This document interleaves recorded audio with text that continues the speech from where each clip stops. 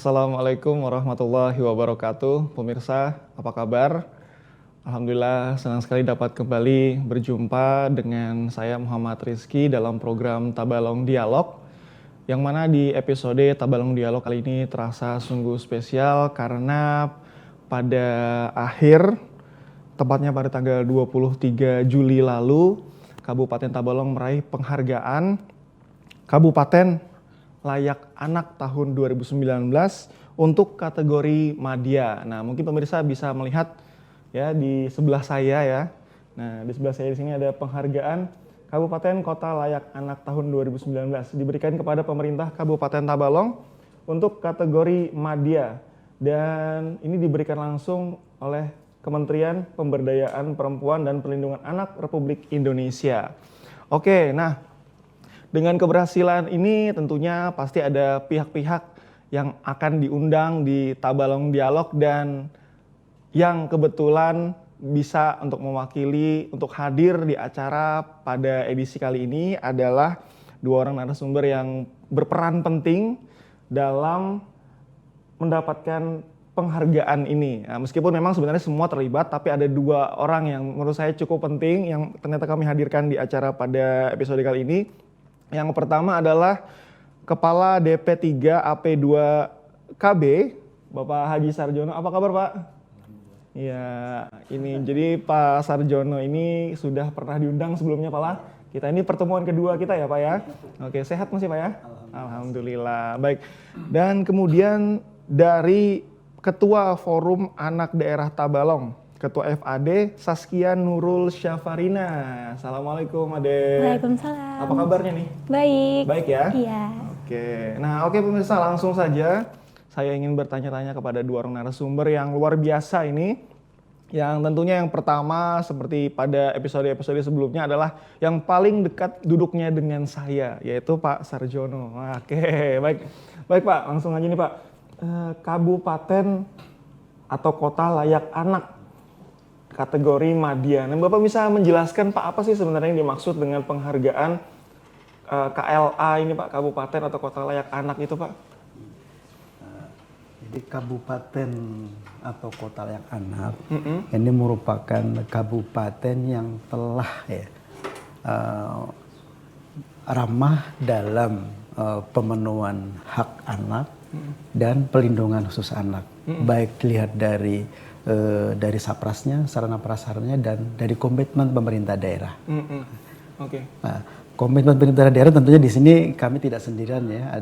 Ada Bapak Bupati, kemudian ada beberapa SKD terkait seperti Bapeda ini sebagai gugus tugas, kemudian Dinas Kesehatan, Dinas Pendidikan, Tenaga Kerja, dan dinas-dinas yang lainnya. Hampir 28 SKPD terlibat dalam hal ini, Pak. Ya. Oke, baik. Tadi Bapak sempat menyebutkan tadi ya beberapa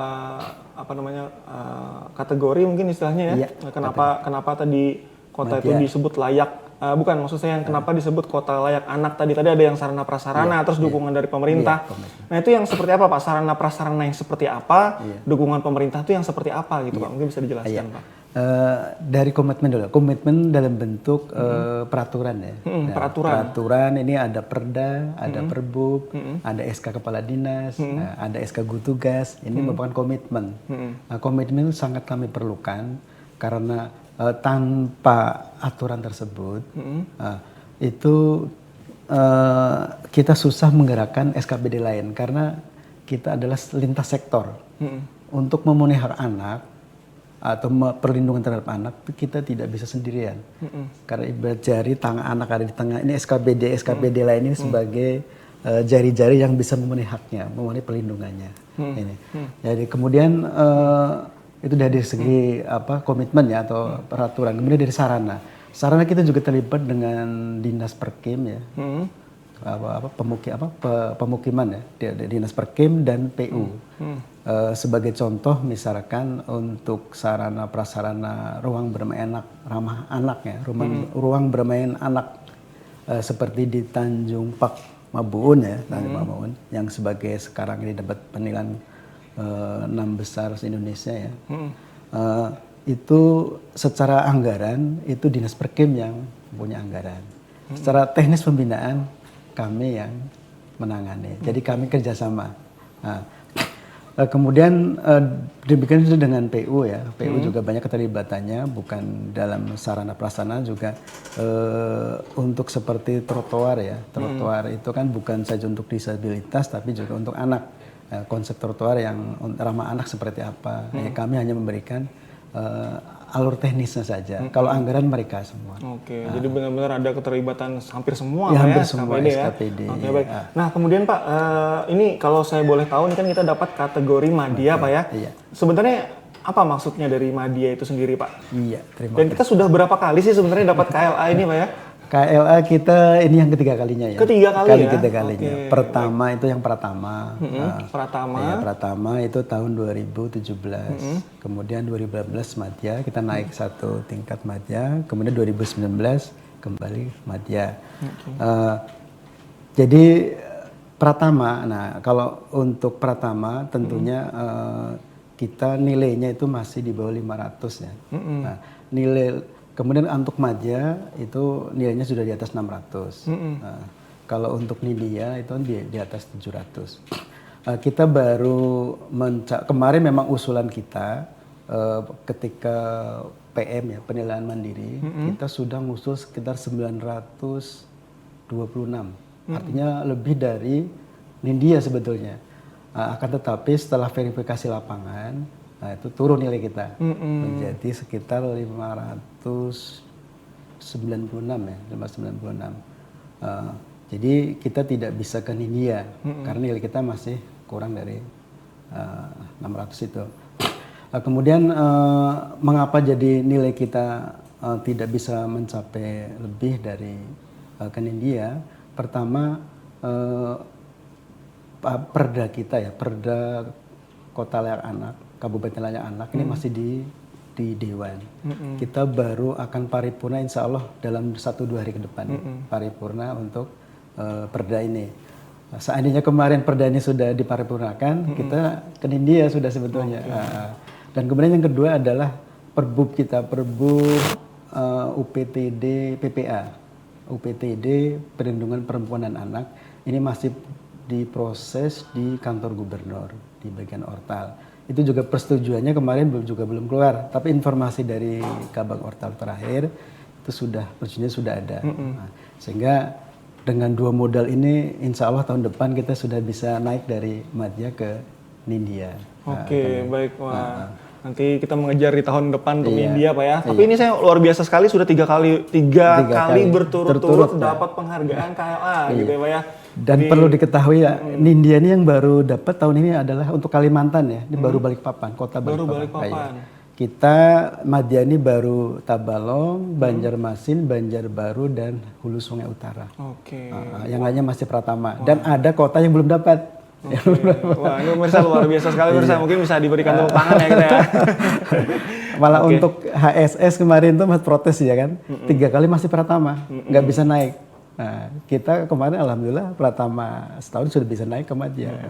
Karena, baik. Ya, oke, luar biasa sekali ini. Nanti pemirsa itu wajib bangga nih Kabupaten Tabal 3 kali berturut-turut loh.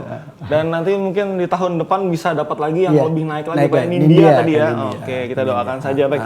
Nah, ini saya mau beralih lagi ke adik yang ingut-ingut ini.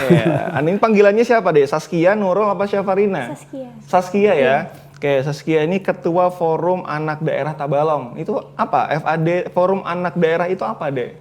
Nah, jadi Forum Anak Daerah itu adalah suatu organisasi yang menjembatani antara anak-anak di Kabupaten Tabalong dengan pemerintah yang ada di Kabupaten Tabalong dalam rangka pemenuhan hak-hak anak. Oke, hak anak itu yang seperti apa ini maksudnya contohnya? Nah, kalau hak-hak anak itu ada 31, tapi yang utamanya itu ada 4, yaitu hak untuk hidup dengan layak, hak untuk tumbuh berkembang, hak untuk berpartisipasi, dan hak untuk Oke, tadi ada berapa jumlahnya tadi? Banyak ada banget. 31. 31. Iya. Nah, kamu sebagai ketua FAD singkatannya. Iya, FAD. Ketua FAD, kamu melihat Tabalong sendiri itu sudah seperti apa dalam pemenuhan hak anak? Kalau pemenuhan hak anaknya sudah lumayan bagus. Kami juga bergerak sebagai 2P, yaitu pelopor dan pelapor. Jadi pelapor. Iya. Oke. Kalau sebagai pelopor itu kami sebagai agen pembangunan dan agen perubahan untuk menuju kabupaten atau kota layak anak. Oke. Terus sebagai pelopor kami juga melakukan kegiatan-kegiatan yang positif. Kalau sebagai pelapor itu kami kalau misalkan ada pemenuhan hak anak yang belum terpenuhi, itu bisa kami laporkan ke pembina kami kayak gitu. Oke, ini kalau misalnya di sekolah kan ada kayak OSIS gitu ya atau apa gitu ya. Nah, kalau kamu itu kerjanya di FAD itu gimana? Maksudnya kemana-kemana gitu, ada bikin acara apa mungkin setiap tahun. Kalau OSIS kan lingkupnya sekolah nih, kamu lingkupnya berarti kabupaten kan? Nah, ada kegiatan apa yang mungkin sudah pernah diselenggarakan dalam mungkin acara tahunan gitu? Kalau acara tahunan itu kami biasanya berpartisipasi dalam Tabalong Ethnic Festival. Jadi kami mengisi workshop permainan tradisional. Jadi di acara itu kami melestarikan permainan-permainan tradisional yang ada di daerah kita. Itu termasuk pemenuhan anak-anak ya? Iya. Apalagi yang lain misalnya? Terus kami baru-baru ini juga melakukan garokper. Apa itu? Garokper itu singkatan dari ganti rokok dengan permen. Ganti rokok dengan permen? Iya, jadi kami melakukan kampanye agar orang-orang itu mengganti rokok dengan permen. Itu ke siapa? Ke anak-anak? Ke kalangan umum. Jadi waktu itu kami melaksanakan di Pendopo Bersinar. Terus gimana itu? Prosesnya gimana? Kalau prosesnya itu kami kan kayak membagiin permen-permen. Jadi kalau ada setiap orang ngerokok kami kasih. Jadi di permennya itu kami selipin surat kayak tentang kepedulian masyarakat terhadap anak kayak gitu. Saya kan kalau mereka ngerokok itu asapnya itu bahaya bagi anak-anak. Oke, itu biasanya tanggapannya mereka gimana tuh? Nah, alhamdulillah waktu itu tanggapannya positif-positif dan beberapa orang juga kayak salah satunya ada penjual-penjual jajanan di Pendopo itu kan ada yang ngerokok juga dan itu udah ngebuang rokoknya. Oh gitu ya, malu ya didatangin kalian ya. Oke, luar biasa sekali ini. Nah tadi kan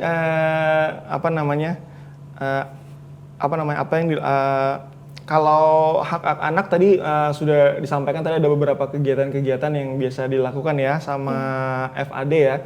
Terus tadi juga sempat aku tadi minta penilaian ke kamu kan, kamu sebenarnya menilai Kabupaten Tabalong sudah gimana kan terhadap kelayakan Tabalong dalam pemenuhan hak anak.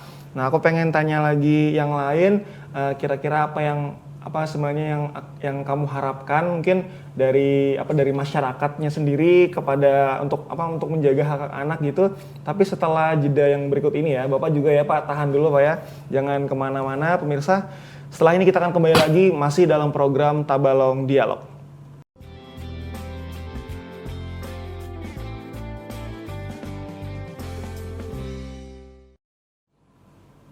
Baik pemirsa, terima kasih masih bersama kami dalam program Tabalong Dialog. Kita akan kembali melanjutkan perbincangan masih dengan Saskia nih, karena tadi masih belum selesai.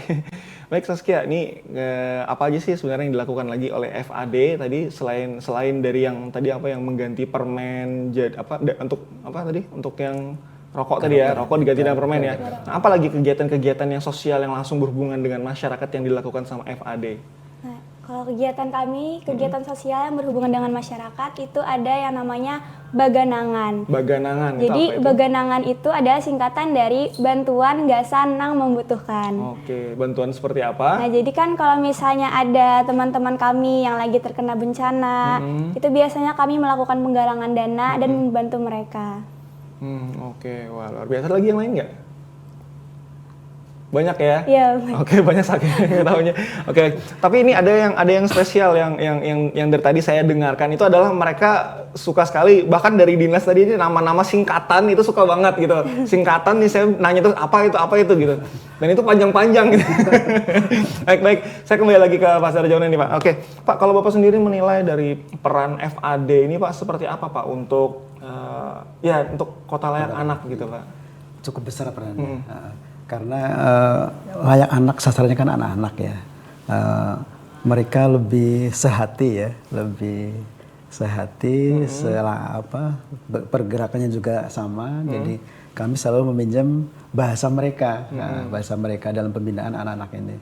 Karena terus terangannya kita orang tua sekarang ya, kami orang dulu bahasanya mungkin beda dengan bahasa anak-anak sekarang, baik secara bahasa fisik atau bahasa dan lain sebagainya. Nah, dan menjadi perannya cukup besar. Kemudian kami selalu membawa mereka ke desa maupun kecamatan dalam rangka yang baru terakhir ini tadi pendewasaan usia perkawinan. Nah, kami selalu melibatkan anak-anak FAD ini, mereka yang bertutur, mereka yang bercerita. Nah, ternyata ini cukup efektif. Beda dengan kami orang tua ya, orang tua mengajak mereka kadang-kadang juga bertentangan karena bahasanya tidak sepaham kadang-kadang. Nah, jadi kami sudah keliling ke semua kecamatan dengan FAD ini, dan kemudian juga kami sudah membentuk semua FAD di semua kecamatan. Oh, ada FAD kecamatan. Iya, ini saya tanya dulu Pak. FAD ini mungkin yang ada di sini ini kabupaten. Oke, tapi ada juga di kecamatan. Ada juga. Di desa? Di desa sebagian sudah ada, tapi belum semuanya. Oke, nah ini FAD ini gimana Pak prosesnya, kayak jabatannya setahun sekali kah, ada pergantian atau gimana Pak? Atau kayak organisasi yang 5 tahun sekali gitu atau gimana Pak? Iya. Karena anak-anak ini kan lulus ya, jadi kita setiap tahun diperbarui. Setiap tahun diperbarui. Karena kadang sekarang katakan sudah kelas 3 ya, masih jadi FAD lulus. Nah, ketika lulus harus kita ganti kan. Jadi makanya kita dalam kepengurusan itu ada 3, ada yang kelas 1, ada yang kelas 2, ada yang kelas 3. Dengan harapan nanti tidak terputus generasinya nih, selalu nyambung. Nah gitu. Karena ketika terputus kita susah memulai, Oke Pak, kalau perkembangannya sendiri FAD Pak dari tahun ke tahun Pak, sampai tahun ini mungkin yang Bapak nilai gimana Pak tentang FAD ini? FAD cukup besar. Sekarang mereka sudah dilibatkan dalam musrenbang ya. Musrenbang? Iya. Ikut Pak ya? Ikut, memberikan suara. Ya? Apa yang biasanya ditawarkan sama FAD biasanya Pak? Apa tahun kemarin apa Pak? Kalau kemarin kami mengikuti musrenbang, terus itu ada menyuarakan tentang untuk ke masyarakat itu kurangi rokok karena karena kan berbahaya juga buat anak-anak kayak gitu. Karena rokok ini menjadi dilema bagi kita Pak. Dilema bagi kita. Di sisi lain kita dalam penilaian kota layak anak itu iklan rokok sebenarnya tidak boleh ada. Tapi ternyata kita juga masih ada ya. Kemudian di warung-warung iklan-iklan kecil juga masih banyak. Biasanya jadi ini apa sih yang di atas itu kan gantung gitu ya. Nah ketika mau penilaian kita sibuk dengan urusan itu. Jadi terpaksa iklan-iklan besar yang bayar pajak itu kan nggak bisa dilepas. Kita tutup sementara. Nah, memang seharusnya itu tidak ada. Tapi kan karena itu juga PAD ya, PAD daerah, kita juga tidak bisa menyalahkan ya. Tapi ke depan mungkin nanti kita mau berdialog dengan yang memegang keputusan, ada pembatasan ruang iklan rokok maupun susu formula. Karena nilainya cukup jatuh kita. Ketika tim penilai melihat ada iklan rokok dan susu formula, nilainya langsung anjlok. Ya ini dilema kita. Ya. Oke baik Pak. Kan tadi ini ada Bapak mewakili dari pemerintah, kemudian ada Adik Saskia tadi ya, dari FAD yang ibaratnya bertanggung jawab untuk memenuhi hak anak. Adakah lagi Pak pihak-pihak lain yang sebenarnya menurut Bapak layak untuk berpartisipasi, bertanggung jawab dalam pemenuhan hak anak Pak? Iya, sesuai dengan Undang-Undang 23 ya. Jadi pemenuhan hak anak dan pelindungan itu melibatkan pemerintah, dunia usaha, dan masyarakat. Nah, sekarang keterlibatan dunia usaha baru akan kita garap. Nanti insya Allah ke depan, mudah-mudahan dalam bulan Agustus ini kita sudah bisa mengumpulkan perusahaan yang ada di Tabalong untuk membentuk APSAE. Apa itu Pak? Asosiasi Perusahaan Sahabat Anak Indonesia. Kan, singkatan lagi kan gitu. Saya selalu bertanya apa ini? Itu gimana nanti Pak? APSAE nanti akan kita rangkul CSR-nya supaya mengalokasikan dananya untuk pembinaan anak. Nanti sesuai dengan misi perusahaan masing-masing ya. Mungkin nanti dia bergerak dari klaster 1 atau klaster 2, klaster 3 sampai klaster 5. Kita nggak membatasi. Tapi ya intinya adalah mereka mau terlibat untuk membina anak. Karena anak ini punya kita semua, ya kan? Punya kita semua, menjadi tanggung jawab kita bersama. Tidak mungkin pemerintah sendirian. Terus terang aja kami juga dari dana juga terbatas ya. Tapi hal lain halnya nanti kalau pihak ketiga atau masyarakat ikut terlibat juga mungkin akan lebih besar lagi dana mereka, bukan dana kita ya, dana mereka ini akan kita gerakkan. Nah, kemudian masyarakat. Nah, dari masyarakat sekarang ini yang sudah terlibat dari lembaga masyarakat Kunang-Kunang. Iya, Kunang-Kunang. Alhamdulillah. Mudah-mudahan yang lain nanti ikut bergerak ya. Mungkin ada LSM lain atau lembaga lain yang ikut membina dalam rangka kalau mereka masuk ke dalam pencegahan narkoba. Oh, itu khusus ya? Iya, khusus ya. Tapi alhamdulillah itu kan juga anak-anak kita. Dan kan di sini saya menghimbau mungkin ada lembaga sosial masyarakat yang lainnya lah, yang mudah-mudahan bisa terlibat lah, membantu kami. Terserah saja mau ngambil yang di narkoba atau di pengembangan bakat atau di keterampilan alternatif. Nah, terus terang saja sampai sekarang kita lembaga pengembangan kreatif anak di Tabalong ini masih belum ada yang terlembaga ya. Yang ada justru masih perorangan ya, perorangan masih ada. Mungkin dengan TV Tabalong Pak ya tentang broadcasting ya Pak ya? Iya, mudah-mudahan. Karena kan anak sekarang suka selfie gitu Pak ya, suka menggunakan gadget gitu kan, update di media sosial kan. Mungkin bisa diajarin broadcasting sama kita ya Pak ya? Oke, baik. Termasuk TV Tabalong kan? TV Tabalong dalam hal ini harus ramah anak nih, siarannya yang ramah anak. Siaran ramah anak. Terutama yang kekerasan kalau bisa jangan ditayangkan ya, yang kekerasan kemudian yang negatif lainnya tuh kalau bisa dikurangin juga itu. Dan mungkin saya juga mohon di sini TV Tabalong ada menyediakan ruang untuk anak, untuk siaran anak, siaran anak ya. Contoh mungkin Saskia ada kegiatan apa ya, itu di syuting TV Tabalong ditayangkan, nanti kan bisa ditiru oleh kawan anak lain di Tabalong gitu. Bisa itu. Radio Tabalong pun harusnya juga ada keterlibatan. Tadi belum sama tiga belum. Iya, bisa nanti bisa Pak. Iya. Dan ini malah senang kita kalau udah saling terbuka gini kan. Jadi kita mau masuk itu enak gitu. Oke. Baik, ini saya mau kembali lagi nih Pak ya ke tadi. Ini kan kita tadi ngomongin penghargaan kabupaten atau kota layak anak. Nah, ternyata menurut yang tadi sebelumnya kita berbincang-bincang tadi ada lagi penghargaan selain dari penghargaan KLA ini. Nah, ini. Nah, penghargaan apakah itu pemirsa? Kita akan kembali lagi setelah jeda yang berikut untuk membahas apa penghargaan yang satunya selain penghargaan KLA ini. Jangan kemana-mana, tetap bersama kami di program Tabalong Dialog sesaat lagi.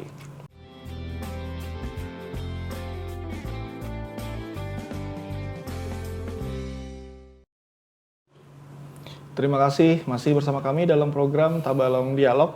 Baik pemirsa, selain mendapatkan penghargaan kota atau kabupaten yang layak anak di tahun 2019 ini, ternyata Kabupaten Tabalong juga mendapatkan penghargaan ruang bermain ramah anak. Nah, seperti apa sebenarnya penghargaan ruang bermain ramah anak ini? Pak Sarjono, gimana Pak Sarjono yang dimaksud dengan penghargaan ruang bermain ramah anak, Pak?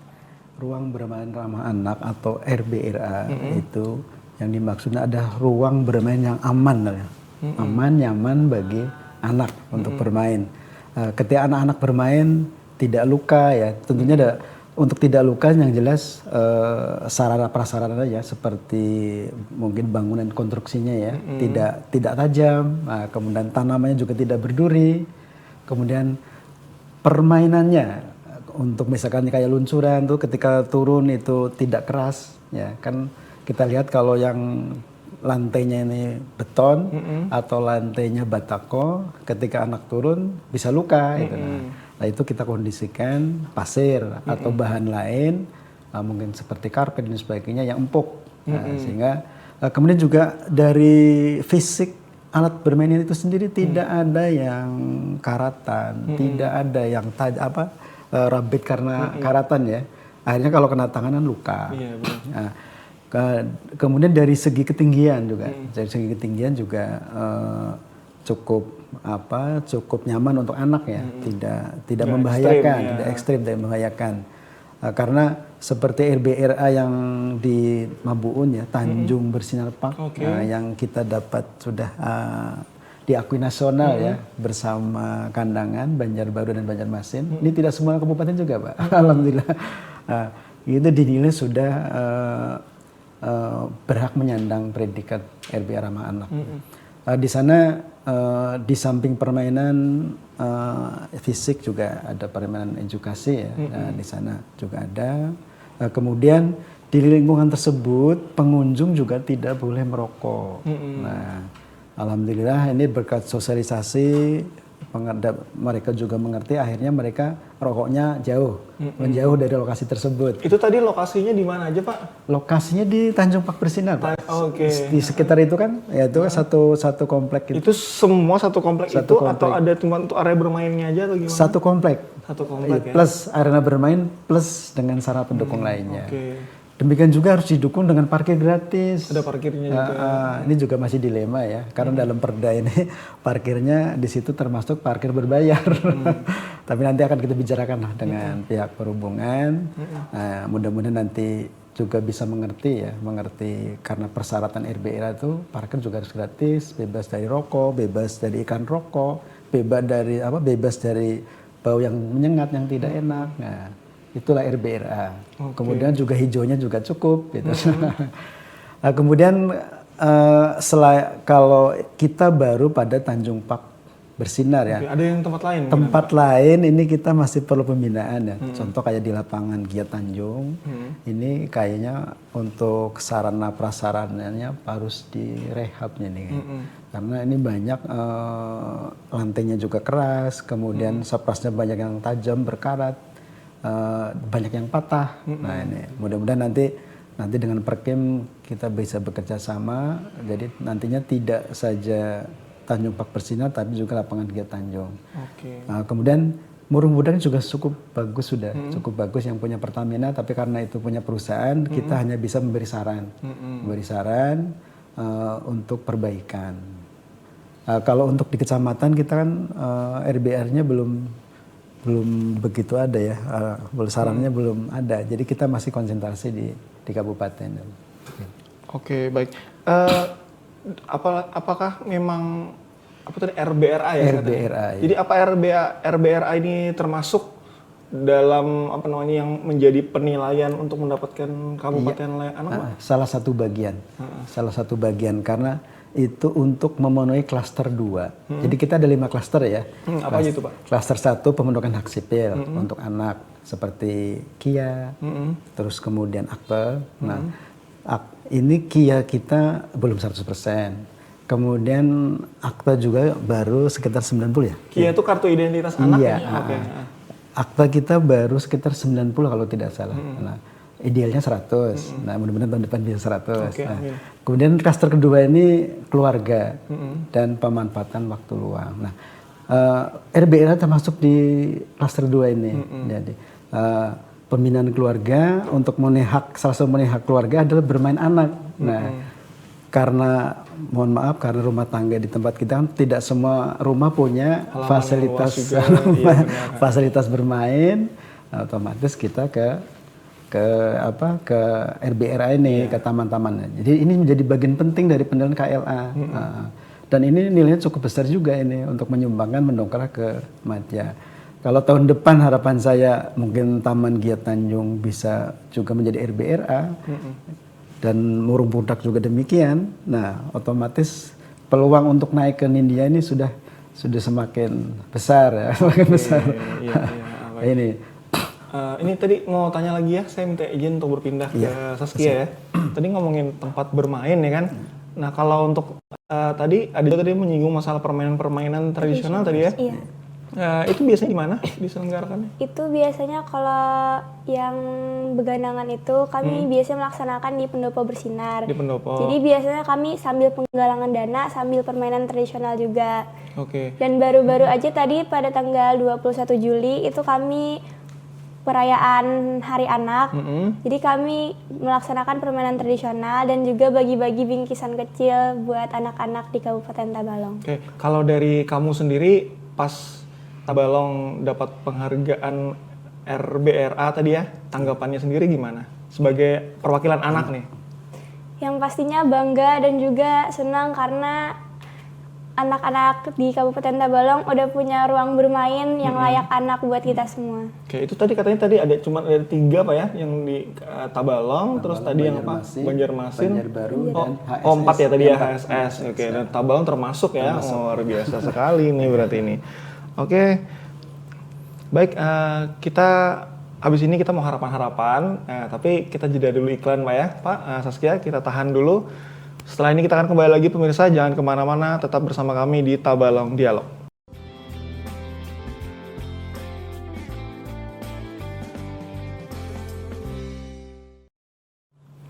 Terima kasih pemirsa, masih bersama kami di dalam program Tabalong Dialog.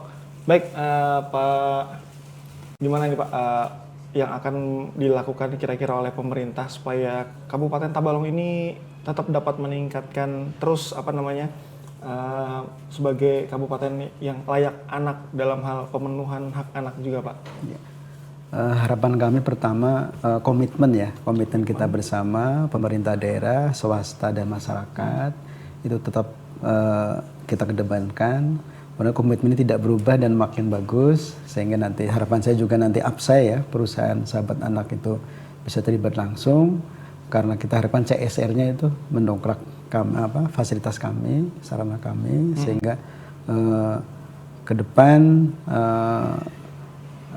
kegiatan-kegiatan untuk meningkatkan kelas kota anak ini bisa semakin bagus. Kemudian yang kedua harapannya masing-masing Pokja, karena kita ada Pokja kesehatan, ada Pokja pendidikan, ya, ada Pokja sipil, ini bisa bekerja maksimal.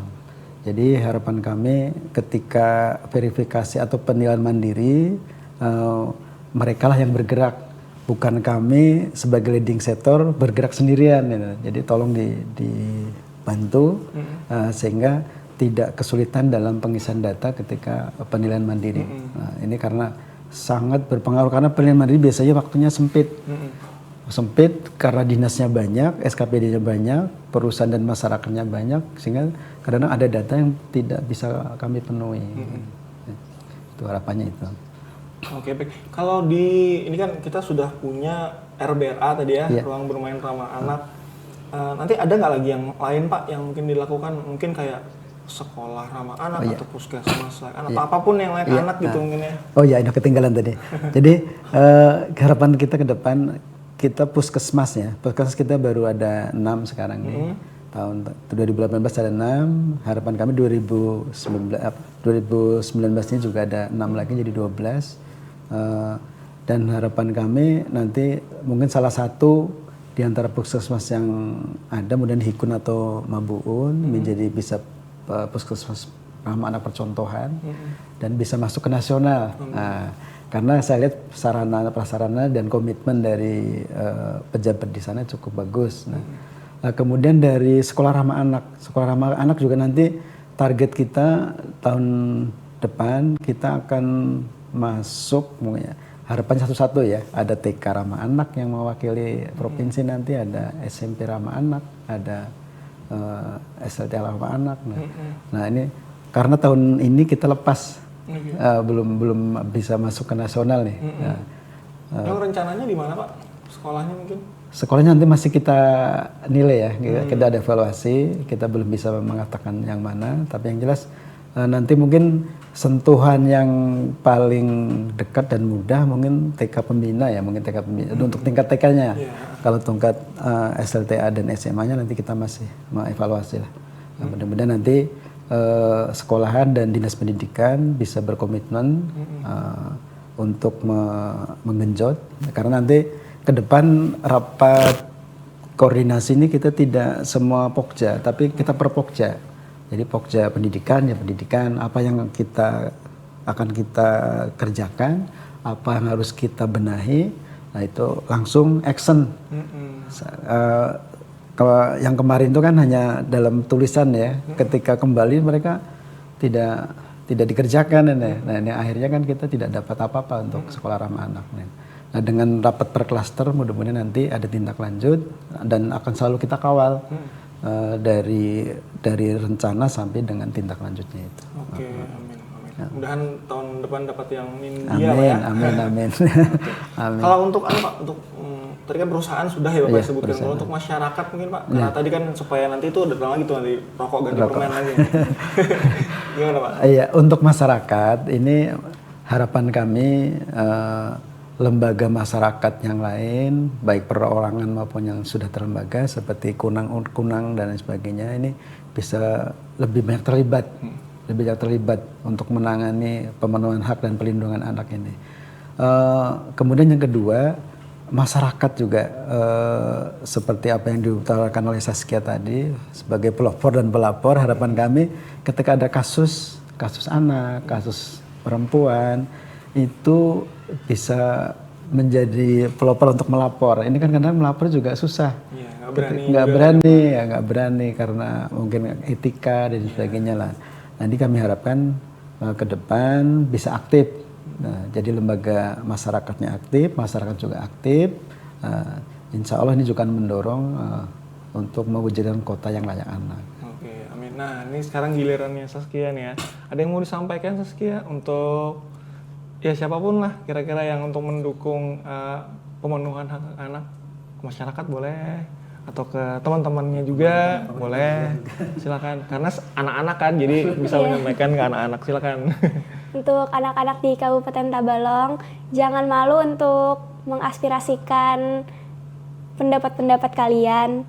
Terus juga jangan malu untuk melapor tentang kekerasan dan apapun yang kalian alami. Terus isilah kegiatan-kegiatan kalian dengan kegiatan yang positif.